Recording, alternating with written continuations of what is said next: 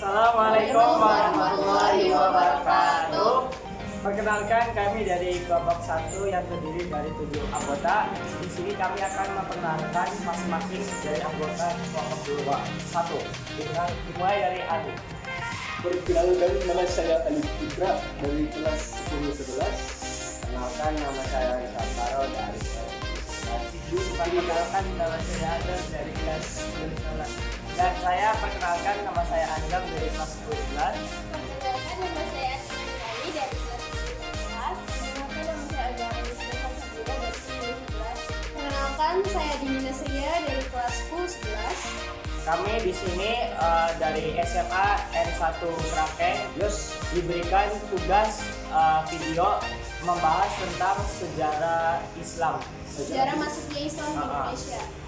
Lalu di sini kita akan menyampaikan beberapa teori-teori dari sejarah masuknya Islam ke Indonesia. Langsung saja dimulai. Sumber dari Ibnu Battuta. Ibnu Battuta merupakan seorang penjelajah samudera Muslim dari Maroko yang telah 2 kali melakukan perjalanan ke Cina. Dari 1345 sampai 1346 Masehi, ia menemukan satu kerajaan Islam. Hal ini dibuktikan dengan keberadaan sultan yang mengikuti upacara Syafi'i. Ibnu Battuta juga menyatakan bahwa daerah-daerah yang berada di sekitar negeri itu belum memeluk agama Islam.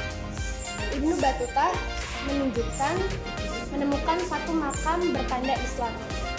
Ini menegaskan bahwa di daerah Samudra telah berkembang agama Islam. Selain sumber-sumber masuknya Islam ke Indonesia, ada juga beberapa teori masuknya Islam ke Indonesia, sebagaimana yang dituliskan Ahmad Mansur dalam Api Sejarah 1.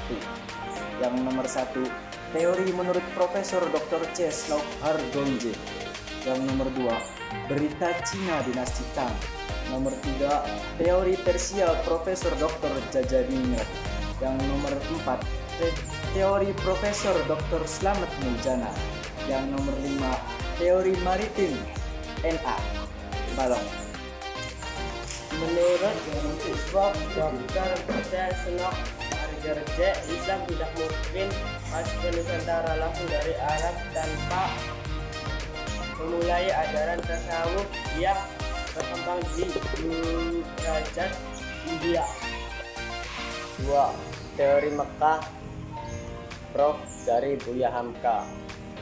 Menurut teori ini, Islam masuk ke Nusantara pada abad ke-7 Masehi. Ia menggunakan fakta yang diangkat dalam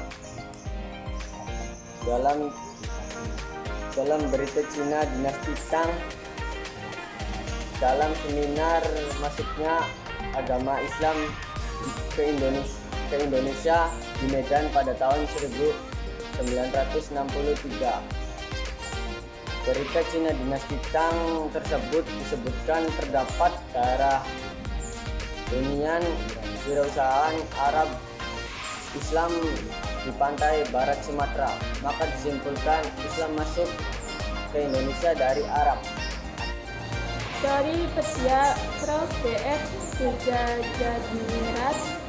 Menurut teori Persia, Islam masuk Persia dan Bermadia Islam masuk di Nusantara pada abad 14 Masehi. Pada sistem pengeja huruf Al-Quran terutama di Jawa Barat, teori ini dianggap lemah karena tidak semua pengguna sistem membaca huruf Al-Quran tersebut di Persia bermadzhab Syiah. Teori Prof.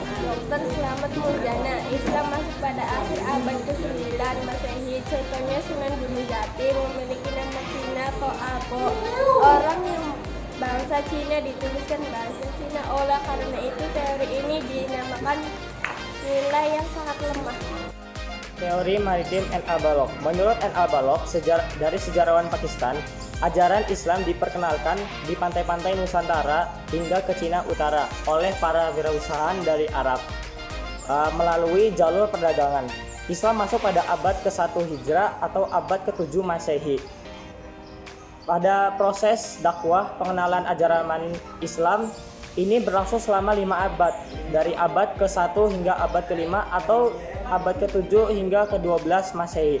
Kemudian terjadi pengembangan ajaran Islam ke pendalaman mulai pada abad 6H atau 13 Masehi. Pengembangan Islam ke pendalaman dilakukan oleh para wirausahawan pribumi dimulai dari Aceh lalu diikuti wilayah lainnya. Sekian.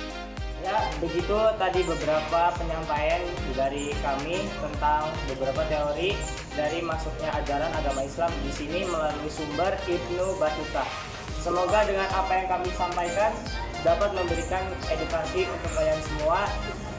Saya ucapkan terima kasih. Wassalamualaikum warahmatullahi wabarakatuh.